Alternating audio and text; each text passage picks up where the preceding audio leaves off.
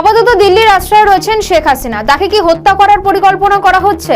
চক্রান্ত করা হচ্ছে হাসিনা প্রাণনাশে। তুরস্ক, পাকিস্তানের গোয়েন্দা, বাংলাদেশের ইসলামী দলগুলি মিলে ষড়যন্ত্র করে হাসিনাকে খুনের ষড়যন্ত্র করছে।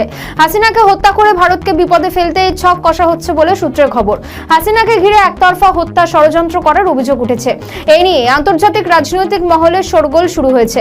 আর এই ষড়যন্ত্রের কলকাঠি নাড়ছে তুরস্কের গোয়েন্দা সংস্থা ন্যাশনাল ইন্টেলিজেন্স অর্গানাইজেশন। ভারতের সক্রিয় থেকে তারা গোপনে চক্রান্ত করছে বলে অভিযোগ। মোহাম্মদ জুবাই জি নামে এক ব্যক্তিরও নাম উঠে এসেছে কর্মকাণ্ডে। বেআইনিভাবে ভারতে থেকে হাসিনাকে মিথ্যে পরিচয় দেন ওই ব্যক্তি। বাংলাদেশের বাহিনী থেকে বহিষ্কৃত ওই ব্যক্তি এখন অপরাধমূলক কাজে জড়িত বলে মনে করা হচ্ছে। প্রশ্ন উঠছে, তবে কি বাংলাদেশ সেনাবাহিনী থেকে যাদের বহিষ্কার করা হয়েছে তারাই কি এই ধরনের পরিকল্পনা করছে? অভিযোগ, তুরস্ক সফরও করেছিলেন জি নামের বহিষ্কৃত সেনা।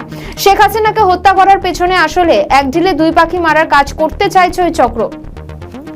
এক আওয়ামী লীগের সাবেক প্রধানমন্ত্রীকে হত্যা করে কাজ হাসিল, আর অন্যটা হলো এই কাজ করে ভারতকে বিপাকে ফেলা যাবে। কারণ সরকার পতনের পর নয়াদিল্লিতে রয়েছেন শেখ হাসিনা।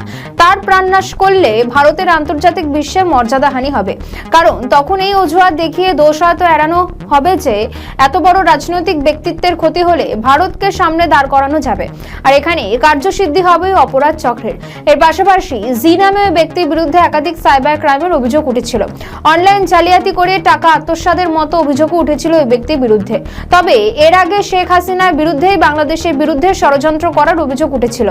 বাংলাদেশ সুপ্রিম কোর্টের আপিল বিভাগের সাবেক বিচারপতি মোহাম্মদ আব্দুল মতিন বলেন, শেখ হাসিনা দিল্লিতে বসে দেশের বিরুদ্ধে ষড়যন্ত্র করছেন, কিন্তু এতে কোনো কাজ হবে না। তার আমলে প্রহসন হয়েছে, সুষ্ঠু নির্বাচন হয়নি বলেই বিপ্লব হয়েছে, জনগণ তাকে চায়নি বলেই পালাতে হয়েছে।